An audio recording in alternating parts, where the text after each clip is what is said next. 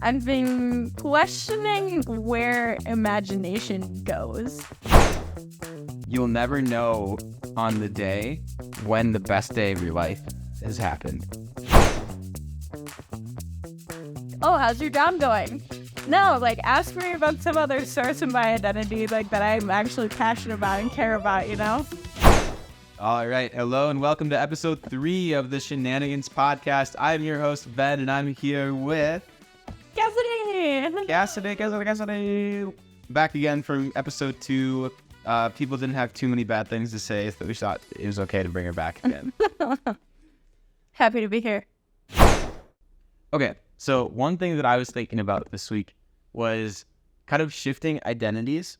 We did those identity maps in a couple of these classes where it's like, oh, draw the little bubbles where it's like your name, and then you put like the descriptors that are the most like, you know, representative of you, and people always put like student and son and brother and that kind of thing. And one of my core ones, I remember sophomore year of college, was NFL fan. And that one was just like a given. It was like an obvious one. And now I feel like it's not there anymore. So I was just thinking about how identity kind of changes based on context, because also we did some traveling this summer, and it was like, okay, none of those identities matter. The only one that matters is that I'm like an American, basically. And everyone's like, oh, what's that blonde-haired dude doing or walking around? Yeah, like, it is crazy how, like, as the place that you're in shifts and, like, what your priorities are in life, like, and, you know, like, what you need to have come first, where it's like, oh, like, maybe when I'm traveling, this is my top priority, but when I'm a student, you know, classes come first, and then maybe the fun stuff second, and then with work, it's a whole nother ballgame, because when you come home from work, it's like, what do I even have the energy for at this point? So it's like now I'm a couch potato. That's yeah, my main identity. But going off of that, like, I hate like the work identity like situation, because I feel like now as adults, like, the first thing people will ask you is like, oh, how's your job going? Like, what do you do for a living? It's like, no, like, ask me about some other source of my identity, like, that I'm actually passionate about and care about, you know? Yeah. It's like, what's the thing you want to talk about? It's like the thing that's most obvious is work, but that's not what you care about talking about. Yeah, like, some people may really, really enjoy their jobs, and, like, I like mine, but it's like, okay, there's other things. So, like, for you, what do you wish people came up to you and were like, oh, Cassidy, I know you're, like, environmental coordinator. That's cool, but, like, nobody cares. What do you really want to do? That's a good question. I think maybe just, like, the things that have been on my mind lately, like, goal-wise. So, like, I am going to these espresso meetings where it's let's break that down for all the listeners who obviously, I mean, I clearly know what that means, but what about everybody who has no idea? Sure, of course. So espresso is at the college that I work at, and basically the Italian department puts it on, and the community of Italian learners comes together, and we have espresso, usually a little dessert like tiramisu or cannolis and stuff that the head of the department makes. But at these meetings, like, I was kind of blown away at first by, like, who I was talking to in them, because, like, at the first one, it was a lot of people from Italian classes, but at the second one, there was only one Italian class person, and then the other people there, like, there was me. Like, I'm not a student, but I'm interested in the culture. There was a girl from Brazil who knows Portuguese and could, like, pick up a few words because they're both Romance languages. There was somebody there that knew Spanish as well, but didn't know Italian. And then a couple other people there who were, like, just there for the culture, really. So I would say only one person really knew Italian well. But going to those and just, like, swapping travel stories and, like, talking about why we're interested in Italian culture, like I feel like that doesn't come up as often. Like I can tell people, oh, I love Italy, I've been to Italy, but they don't ask me about it as much. And I feel like, as weird as it sounds, like that's something that I do want to talk about more. And yeah, it's such a small part of my like day to day. Yeah, my day to day, because they only host it once every 3 weeks, which an hour in 3 weeks, that's not much, but it always makes me so happy after leaving that I feel like it's those happy moments that you need to cling on to and then find other people who want to like talk about it with you.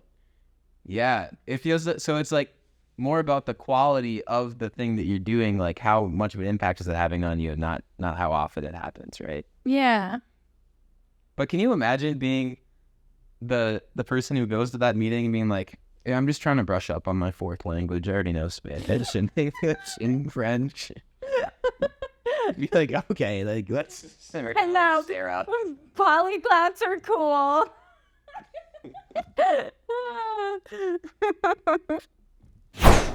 Anyways, so okay, Italian. So tell me more, because you're from Wisconsin. You're not an Italian native. Like, sure, like everyone likes cooking up the occasional spaghetti recipe, but what's your connection to Italian culture?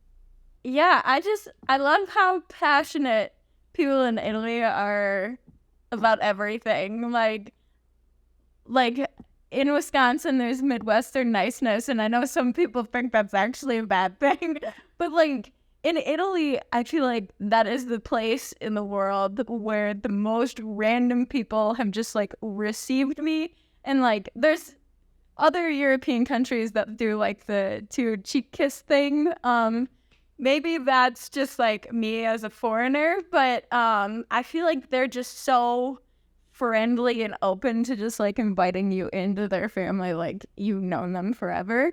And I love that. And I like how they take their time with things. It's like they really enjoy every like bite of life that they're devouring, I guess. And Just devour life.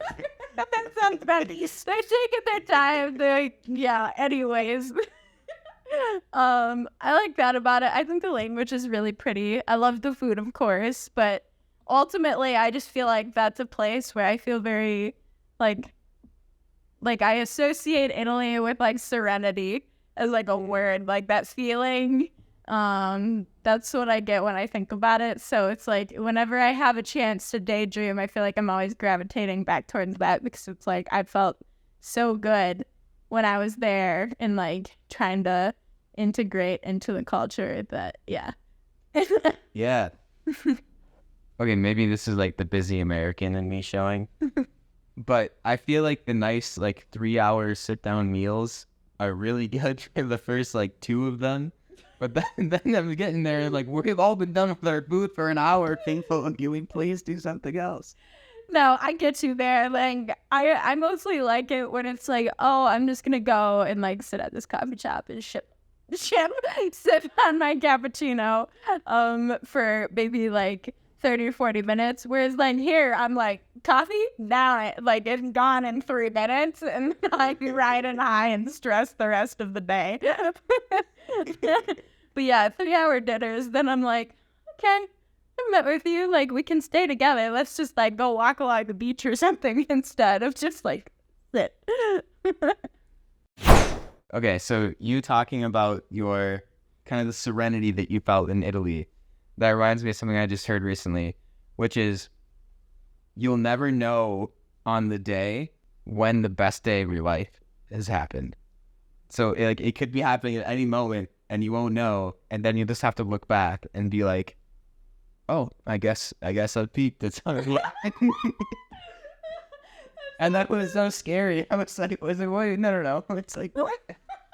Okay, but What's the Office quote that is? It's like, oh, you never know the good days until you're out of them or something. I don't know. Whatever everyone used for that quote. Like, yeah. Yeah, okay, I don't like it when people say, like, when I ask them, like, oh, what's, like, your favorite whatever, they're like, I don't have one. But I think when it comes to, like, the best day of your life. Like, I don't think it's possible to just narrow it down to one thing. Like, I feel like even married couples, it's like expected to say like, oh yeah, the best day of my life was marrying my husband. But it's like, okay, was it really though? Like, You've spoken like a true three-time divorced person. And watch out, all you married couples. You're not making it. I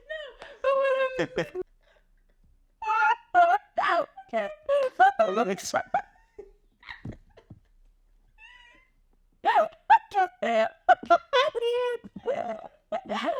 gonna say, like, yes, that might be one of the best days of your life, but that's plural. Like, yeah, like, you just can't compare experiences like that because, like, I mean, hopefully you're only getting married once. But, like, again, you're not having multiple days where you're getting married where you can be like, oh yeah, like the fifth time, that was the best one. Like, no, you're gonna have great experiences. Like if you cross the finish line at a marathon, for example, like that, you might be filled with pride and joy and just like emotion there, and that might be a super awesome day. You might have another day where you like it's super mundane, you're just like chilling with your mom and you have like a nice little day in the park, but maybe it's been a while since you've gone out and done that. Like that might have been like a really impactful moment that like in the moment it didn't seem like much, but looking back you're like, wow, like I can't believe like I had that with her. Like that's a new favorite memory. So like my point is, like, long story short, like I think you can have many favorite days of your life, but I don't think you can or maybe should just pick one because yeah, then it's like, well, did I peak? Like, no, you're still making memories all the time, and you can have, like, a handful where you're like, oh, yeah, like, my life is so awesome. I have these to look back on. Like look at, I did that. Like, I was part of that. I belong, and, yeah. No, I like that a lot, actually. I think that everything is so different, and just the experiences you have in life are so unique that it's like, it is kind of apples and oranges that you want to say, hey, this is something new that I haven't experienced, or this is something I've felt, and that you can feel the same feeling in so many different contexts, and you can say, hey, like that's a really good feeling. But then also even just going back and labeling something as that was the one best moment, like I don't even feel like you need to do that. I feel like you can just try to find consistent like good times in whatever you're doing. Yeah, and that's why I love journaling, because like I'll write down little like anecdotes a lot that people say, or just like snippets of a day, and going back and rereading it like multiple years later, I'm like, oh my gosh, like I forgot how fun that was, like, and then it just like makes me feel really good. But like again, it's not something I would say, oh yeah, that was the best day of my life, that's why I remember it. It's like, oh, like I feel grateful to have like a bunch of stuff that's like pretty cool. Yeah, but if we did have to rank top feelings, so far it would go day in the park with mom, first marriage. Mom always comes first. Marathon crossing, and then fifth marriage on the bottom. That was the first one, you know? Yeah. You rewind the dress again, it's got some grass stains. But okay. So you had a topic also that I don't know what it is. Yes. I feel like I should ask you a little bit more about your identity thing though. Like I'm curious, what do you wish more people asked you about? I feel like it's constantly shifting, which is I guess the whole point that I brought up earlier. But right now, the thing that I spend the most time thinking about, that I'm passionate about, has been video making and content making, and trying to use that as a way to like express myself and put out my personality into the world, kind of, and just be unabashed and, be vulnerable and try to let people know who I am, because there might be people out there who are struggling with things that I've struggled with and gotten past, or there might be people, like so many of the things that I listen to are just people having conversations who I just think are like fun people, and I just enjoy having them in my life, even though I don't know them. So if I can like bring that level of happiness to somebody else just through like a goofy video or something like this, that's why I am doing it and what I want to do. So where do your shower thoughts go? Maybe that's how I'm thinking about it. And I know, like, for all you meditators out there, you know, letting your thoughts drift, it's not very meditative, but I sometimes just let it go and like to see where it goes, and that's where it's been going. I like that. The topic that I wanted to talk about is like I've been thinking a lot about imagination. I feel like now when I like am at the store or at the park or something and there's a little kid there, like I feel like I get so much joy just from being in their presence because they're so like carefree. And I feel like I've been questioning where imagination goes. Because I feel like I don't, like as a kid, I would always be thinking about like, oh, how can I make an art project like that reflects something? Or like, oh, like what am I thinking about in this magical world? What if I was there? Like I asked what if a lot. And I treated things differently. Like the thing that inspired me to think about this was I heard the little kid at the airport go, telling his little stuffed animal, like, oh, it's okay to go in the x-ray, like I did it before, like it'll be okay, please don't be scared. And I was just thinking, like, how come as kids, like, we like are able to just have like entire little realities in our heads, like playing with dolls and stuff, and like now I feel like I like have no capacity to do that. Oh man, that's a good one. Because I had so many imaginary friends. Well, that's obvious. No. Yeah, okay. Do you have any theories about, like, are you one of those people who's like, society just drills it out of you? You know, you go to school, you sit in rows, you do what you're told, your creativity dies. Yeah, well, I think that I think that's part of it, like, you know, being told, like, okay, like, we have to go to work, and, like, we have a lot of responsibilities, the older that we get, where it's like, okay, you don't have time to just, like, sit around and be bored and be like, oh, well, you know, I've got an hour to kill, I'm just gonna go, like, play. It's like, now I gotta think about, like, oh, I gotta go pick up this medicine, I need to go grocery shopping, I need to feed myself, I need to clean the house. But I think that I just said that I feel like I don't have the capacity for it, but the other day I just like printed out a coloring sheet and I colored it. Oh. And as I was sitting there coloring, thank you, and it's on my fridge now. But I was thinking, like, I feel like as kids we're given a lot of opportunity. Like people prompt us to be creative in that way. And, like, maybe people who are, like, art students, for example, like, they feel differently because they're constantly being prompted to create. And, like, as adults, it's, like, no, like, it's not so much as, like, a prompt to express yourself and, like, imagine things as it is to just, like, solve a problem.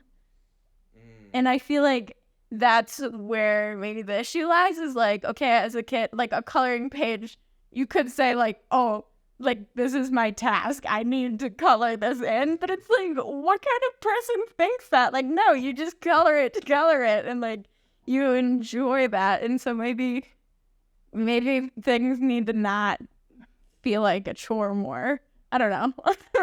What do you think? Oh my gosh, so many directions. Okay, let me come back to my real answer. Okay. But I need to know, when you got your little coloring sheet in preschool, and you had your little elephant on there, were you an inside the lines color or were you an outside the lines color? I think you were an inside the lines color. I think you stuck to that. I think if you got one little marker on the outside, you were balling that thing up and throwing it away. I was an inside the lines person, but I wasn't like the hardcore. Like I remember at my daycare center, like the teenagers that worked there, they would always outline the shape first, like really dark with like a marker or push on the crayon really hard, and then they would shade it in lighter on the inside, and that's how you keep it in the lines better. I was never that person. I didn't go that extreme. But yeah, if I did go outside the line, I would be like, oh, dang it. No, I was the same way, but then I always did go outside. I didn't see it. It was just a bad color. And crayons are hard, though, and not like fine-tipped. But I think... Okay, I'm going to tie it all together. Ready for this? Oh, ready. I wonder if part of that has to do with identity. So... the idea that if you're an art major, you say to yourself over and over, I am a creative person. I am a person who's been told I have imagination, that I have skill in this art world, and therefore I'm going to, have confidence in my ability to connect things laterally and to have that imagination. Whereas if you're a business executive and you've gotten, A's in your math and science classes every year, you're like, oh yes, like that is my thing. I'm good at that. I don't need to be thinking of the next screenplay because I have skills in other areas. So I wonder if part of it is like learning where you kind of whatever you bucket yourself into reinforces itself, and then you have a harder time breaking out of that and being more creative. I know I'm kind of confusing creativity and imagination, so whatever you want to go with for now. No, I think creativity is fine to like loop into this because oh my gosh, hold on, I had like a thought.